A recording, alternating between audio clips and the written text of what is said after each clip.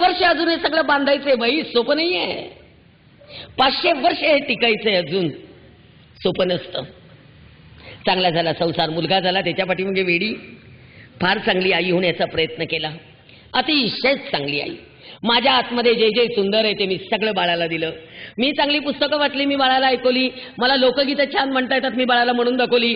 मला लोकनृत्य सुंदर करता येतात, मी बाळाला करून दाखवली. मी माझ्या बाळाला मार्कवंत बनवलं नाही, मी माझ्या बाळाला गुणवंत बनवलं, मार्कवंत नाही. 91%, 92%, 95% टक्केवारीत बाळ बसवलं नाही. माझं बाळ अतिशय गुणी आहे, अतिशय नम्र आहे. आई बाबांवर जीवापाड प्रेम करतो.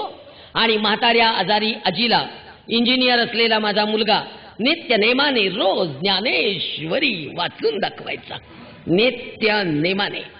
मला कधी कधी जिजाऊंप्रमाणे म्हणावंसं वाटतं, धन्य झाले आज बाळा, धन्य जन्म माझा, पूर्ण पुरुषार्थ पाहिला मी माझी या दुधाचा. अभिमान वाटेल असं बाळ आहे माझं. बाळ 12वीत गेलं आणि बाळाला सांगितलं आता शिकते, अभ्यास करते. तुला आई वय किती? म्हटलं फक्त 41, जास्त नाहीये. शाळा सोडून किती वर्ष झाली? म्हटलं फक्त 24, जास्त नाही झाली. तर म्हटलं आई तुला अभ्यास जमणार नाहीये. म्हटलं का नाही जमणार? बायकांनो, मनात जिद्द असेल ना सगळं काही जमतं. मी यशवंतराव चव्हाण मुक्त विद्यापीठ नाशिक याच्या पूर्वपरीक्षा दिल्या. मी पूर्वपरीक्षेत पास झाले. मी BA ला ऍडमिशन घेतली. मी इंग्रजी विषय घेतला. माझ्या मुलांनी माझा अभ्यास घेतला. एक स्पेलिंग 50-50 वेळा लिहून काढ अशी त्यांनी मला शिक्षा केली. मी अभ्यास छान केला आणि मी 3 वर्षात डिस्टिंक्शन मध्ये BA पास आहे. 100 पैकी 90 मार्क मला इंग्रजीत मिळाले. आणि मी शिवाजी विद्यापीठाला LLB ला ऍडमिशन घेतली. 6 पेपर इंग्रजीत, खचून अभ्यास, घरातलं सगळं करून पाटे 4ला उठले, सडा, रांगोळी, अंघोळ, देवपूजा, नाश्ता, स्वयंपाक, धुणं, भांडी सगळ्यांचं सगळं करून सकाळच्या पहिल्या तासाला हजर. गाडी चालवता येत नाही, दोन बस बदलून बस चुकली रस्त्याने पळत. तुमच्यासारख्या बायका विचारायच्या कशाला पळता म्हातारपणी? म्हटलं एकुलत्या एक सुनेच्या संसारात ढवळाढवळ नको म्हणून आता शिकते, अभ्यास करते. तुमच्यासारखी मुलं विचारायची कशाला पळताय म्हातारपणी? म्हटलं वेडात मराठे वीर दौडले सात. तसं शिक्षणाचं वेड घेऊन धावणं चाललेलं आहे, प्रचंड अभ्यास. 38 वर्षात रामतीर्थकरांना एकही पत्र लिहिलं नाही हो. आमच्या वेळेला SMS भानगड नव्हती आणि एवढ्या कडक माणसाला प्रेमपत्र लिहिण्याचं धाडस आयुष्यात कधी झालं नाही. पण या काळात चिठ्ठ्या फार लिहिल्या बाबा. स्वयंपाक करून ठेवला आहे, जेवून घ्या, भाजी कमी पडली आल्यावर करणार आहे. त्याच्यावर नवऱ्याने छान उत्तर लिहिलेलं असायचं, खूप दमली असशील काही करू नकोस, आहे त्याच्यात भागऊ. नवऱ्याने आपल्याला इतक्या वर्षात फिरायला नेलं नाही, त्याचं दुःख त्या एका सहित विरघळून गेलं. मुलींनो, जेव्हा घरातनं एखादी गोष्ट करण्याची संधी मिळते त्या संधीचं सोनं करता आलं पाहिजे. मागचं उगाळत बसायचं नाही. तेव्हा नेलं का फिरायला? आता लागले. डोक्यावर बर्फ, तोंडात साखर आणि मला मान द्या, मला मान द्या, मला मान द्या असं म्हणून घरात कुणीही मान देत नाही. सगळ्या सुनांनो, घरात आल्या आल्या कुणी नमस्कार करणार नाहीये. पात्रता सिद्ध करावीच लागते. एकतर गोड बोलून, एकतर गप्प बसून, नाहीतर प्रचंड कष्ट करून. पण आपण बायका कष्ट करतो खूप, पण बोलून घालवतो. मी दिरांचं केलं,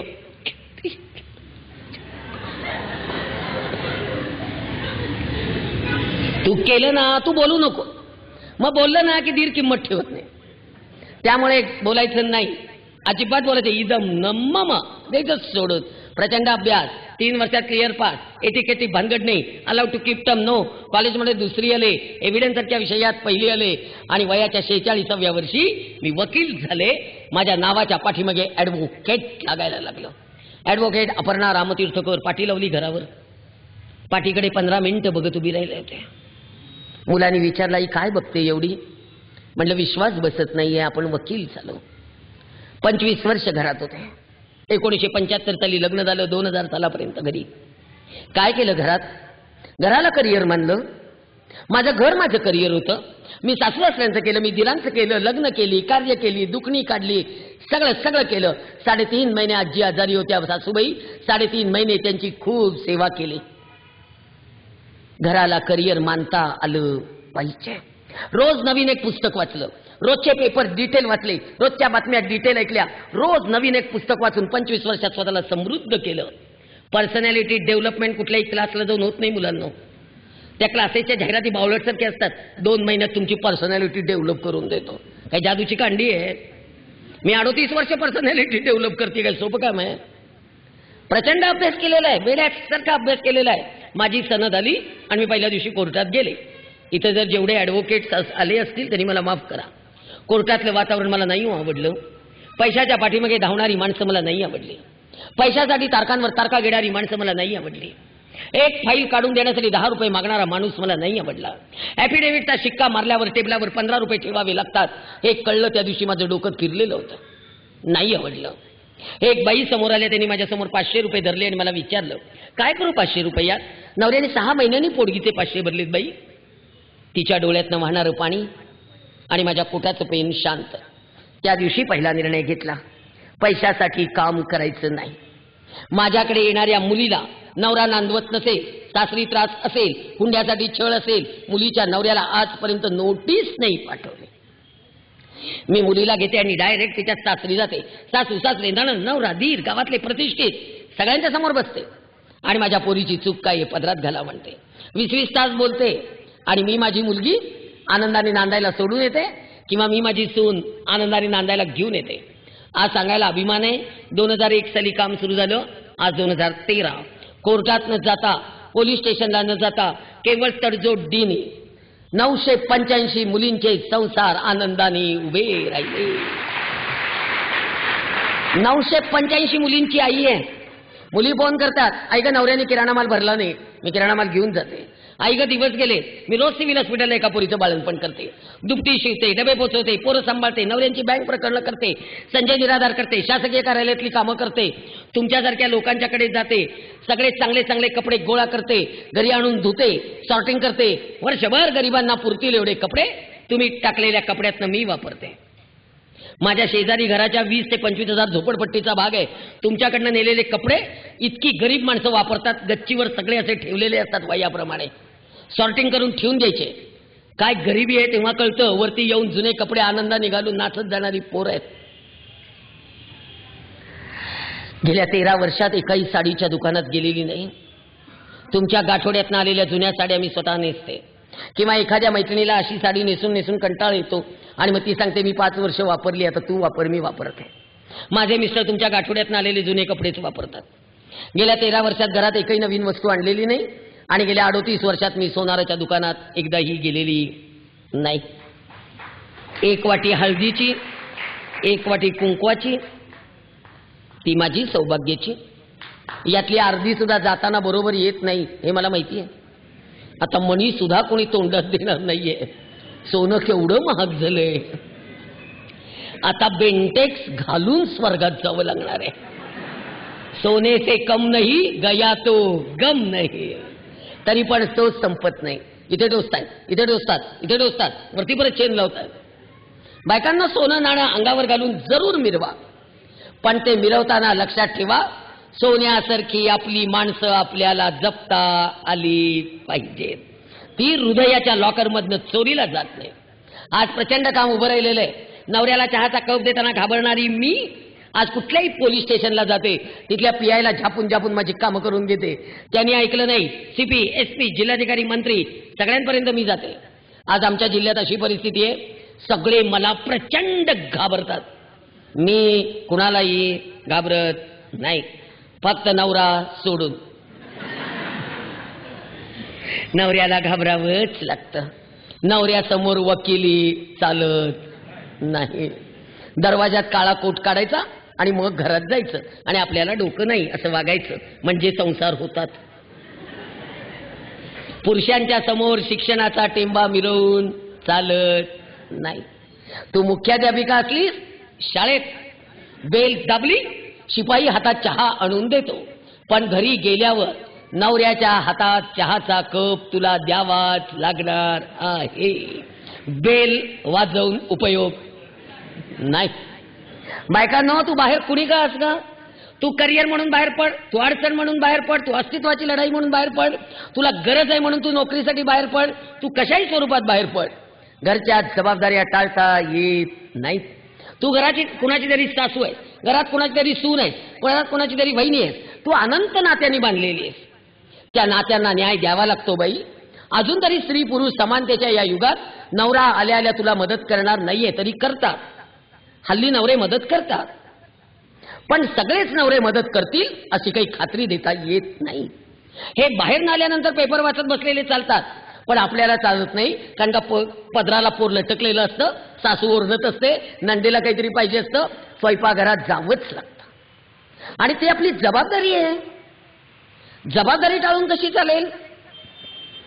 आज प्रचंड काम उभं राहिलेलं आहे, पण दुःख एवढं आहे, आईने टाकून दिलेलं बाळ सांभाळावं लागतं आणि बाळाने टाकून दिलेले आई वडील सांभाळावे लागतात आणि दोन्ही कामं मला करावी लागतात. याचं मला फार दुःख आहे. इकडे या, माझ्या पाठीमध्ये कुणीतरी लागतंच मला. बस त्यामुळे आज प्रचंड काम उभं राहिलेलं आहे, वेड्यासारखं काम आहे, पण या कामात आलेले अनुभव फार वाईट आहेत, फार वाईट. आज 985 मुलींचे संसार उभे राहिले.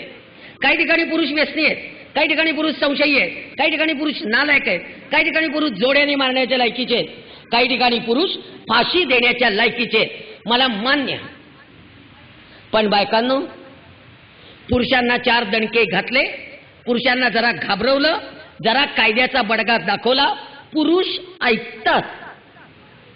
पण बायकांच्या पाया पडलं तरी बायका ऐकत नाहीत. मी रोज बायकांच्या पाया पडते, तरणीच्या पण पडते, मधलीच्या पण पडते, म्हातारीच्या पण पडते, ऐकत नाहीत ग. आज सगळे कायदे बायकांच्या बाजूने आहेत, यांच्या बाजूने एकही कायदा नाही. यांना फक्त 2च अर्ज कोर्टात करता येतात. एक, नांदायला ये, आणि जर आलीच नाही तर मला मोकळं कर. पण बायकांना एका वेळेला 17 अर्ज कोर्टात करता येतात. दुसरेपणावर दिलेलीला संरक्षण, तसंच राहणारीला संरक्षण, स्त्री पुरुष समानता, स्त्री स्वातंत्र्य, स्त्री मुक्ती, महिला सबलीकरण, महिला सक्षमीकरण, 50% आरक्षण, वडिलांच्या इस्टेटीत समान अधिकार, नवऱ्याच्या इस्टेटीत अधिकार, पोराच्या इस्टेटीत अधिकार, आता सासऱ्याच्या पण इस्टेटीत अधिकार. बाई सगळीकडनं सक्षम केली कायद्याने. पण आज सांगायला लाज वाटते, मी सुद्धा एक स्त्री आहे, खाली मान घालून सांगेन, पुरुषांच्या चुकांच्या तुलनेत बायकांच्या चुका जास्त आहेत. त्यांच्या नाहीत. त्यांच्या नावाने ओरडण्यात काही अर्थ नाहीये. भारतीय संस्कृती पुरुष प्रधान आहे, हे मला मान्य आहे. पुरुष काही ठिकाणी वाईट आहेत, हे पण मला मान्य आहे. पण सगळीकडे पुरुष वाईट नाहीयेत. नाते संबंध इतकी बिघडत चालले, घराघरातली भांडणं वाढत चालली. याला कारणीभूत आपण जास्त आहोत, ते नाही. त्यामुळे आज अनेक प्रश्न डोक्यातले विचारणारे. सगळ्यात जास्त चुका आपल्या आहेत, त्यांच्या फक्त 2 चुका आहेत. एक चूक त्यांची महत्वाची, त्यांना नात्याला न्याय देता येत नाही.